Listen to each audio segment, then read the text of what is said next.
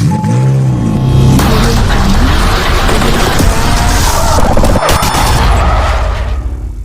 not forget to subscribe to the channel and activate the bell to receive all new. Thank you, my dear friend, for your support. لا تنسوا الاشتراك في القناة وتفعيل الجرس ليصلكم كل جديد.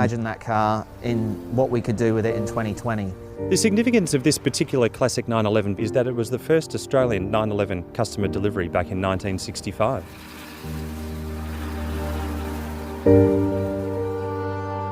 We've managed to replicate a lot of the original features of the 1965 car. We wanted to use some leathers and trims that complemented the 1965 version.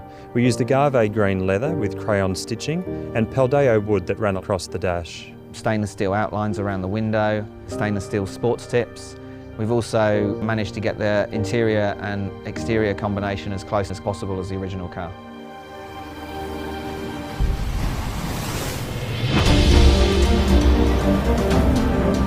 It's incredible that 55 years on from the original 911 in Australia, we can now replicate some of the features in the vehicle. It really shows that the 911 is completely timeless. There's not many brands that can celebrate 50 plus years of success and still incorporate all those features today.